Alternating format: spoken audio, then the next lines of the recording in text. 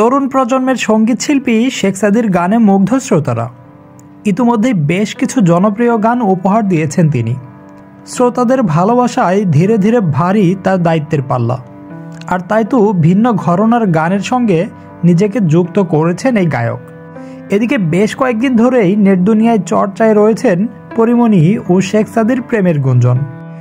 যদিও এ নিয়ে দুজনের পক্ষ থেকেই আনুষ্ঠানিক কোনো বক্তব্য আসেনি, তবে সোশ্যাল মিডিয়ায় তাদের বিভিন্ন ইঙ্গিতপূর্ণ পোস্ট রহস্য আরও বাড়িয়ে তুলেছে।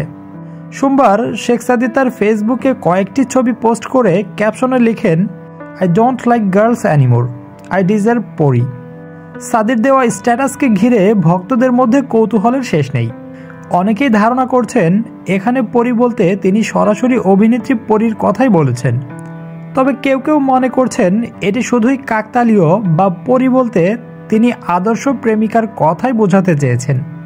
তার এই স্ট্যাটাসের কমেন্ট সেকশনে অনেকেই সরাসরি পরির নাম উল্লেখ করেছেন এবং তাদের সম্পর্কের বিষয়ে প্রশ্ন তুলেছেন।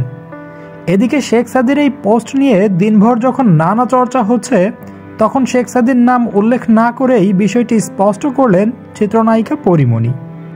সোমবার রাত ৯টার দিকে ফেসবুক ভেরিফাইড পেজে এক স্ট্যাটাসে তিনি লিখেন, ওরে পরি মানে ডানাওয়ালা পরি, পরীমনি না। এদিকে বিষয়টি নিয়ে সংবাদ মাধ্যমকে শেখ সাদী বলেন, তেমন সিরিয়াস কিছু ভেবে পোস্ট করিনি। এরপরও সবাই যে এত সিরিয়াসলি নেবে তা ভাবতেও পারিনি।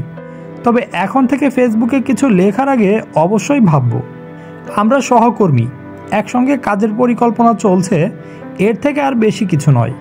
ক্যাপশন সম্পর্কে জানতে চাইলে তিনি বলেন, চ্যাটজিপিটির কাছে ক্যাপশন চেয়েছিলাম, সেখান থেকে এ ধরনের একটি বাক্য পেয়েছি। তারপরে জানতে চাওয়া হয় গায়কের কাছে, চ্যাটজিপিটি কি আপনার মনের কথা বুঝে গেল? হাসতে হাসতে শেখ সাদী বলেন, বিশ্বাস করুন চ্যাটজিপিটি বেশ স্মার্ট, কিন্তু বিষয়টি এমন নয়। তবে এটা ঠিক, প্রতিটি ছেলেই চাইবে তার জীবনসঙ্গী যেন পরীর মতো হোক।